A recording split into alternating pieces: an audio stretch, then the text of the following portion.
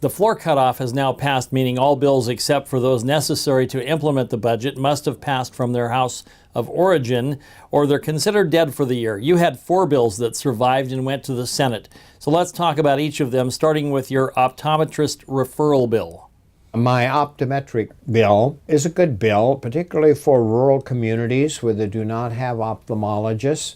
And what this does is allows optometrists to refer you for additional vision therapy.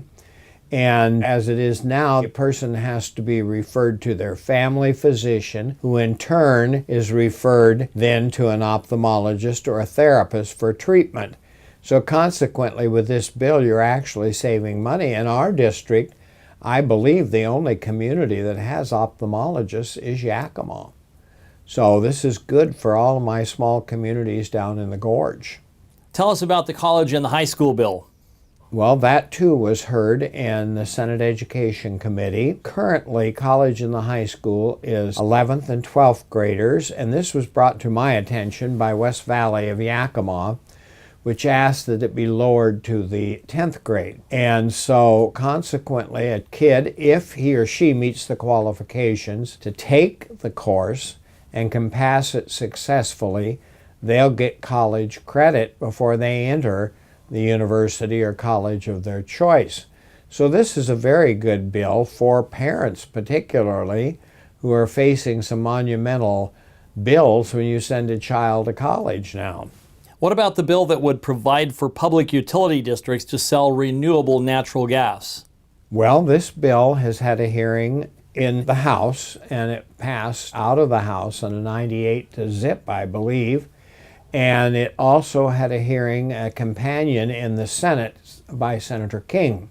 So his bill has now been heard in the House Committee on Energy. I believe it's going to be a successful hearing. The chair asked me the other day if I cared which one of them ran. I said no. Senator King's bill would be fine. They're identical. So I would guess it's going to go out of committee and go back to the House, and I anticipate it'll be passed overwhelmingly and sent to the governor's desk for signature.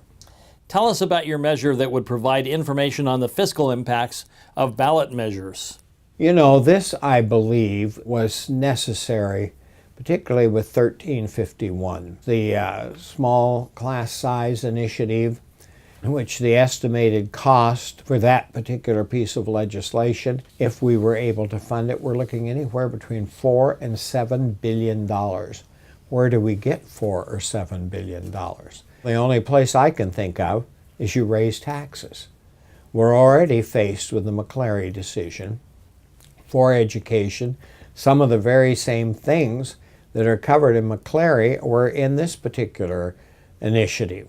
So I believe the only thing I think differently is that we will have pro and con statements. And I think that's transparency. And to me, there's nothing wrong with transparency, and people have a right to know. So I really think that in this particular instance, this is brought forth by the Washington Education Association without all the information available to the voter.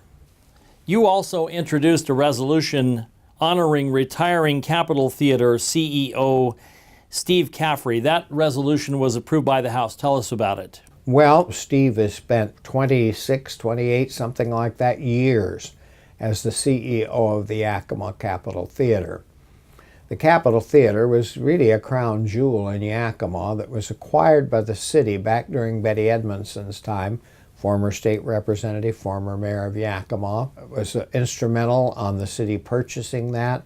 I don't believe a week passed until it burned to the ground. She dug in her heels and said, we're going to rebuild it, and we did, and it became, again, a jewel in the crown of Yakima, and it became a venue for entertainment. Steve was hired to run it. I think he's done a good job. We've expanded the Capitol Theater, now the Black Box Theater, attached to the back. They now have the availability for bringing in trucks loads of scenery and the things that are needed for big Broadway type plays.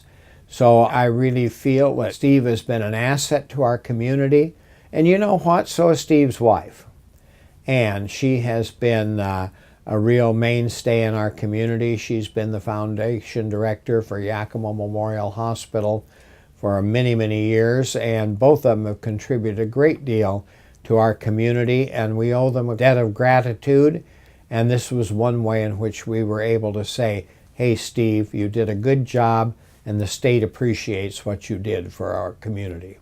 If people want more information about these bills, where can they go find it? Well, they can go online, of course, and then they can also, of course, contact our office. Our numbers are published, as well as our email address is published, and so we'd be happy to supply any information the folks out there would like to have.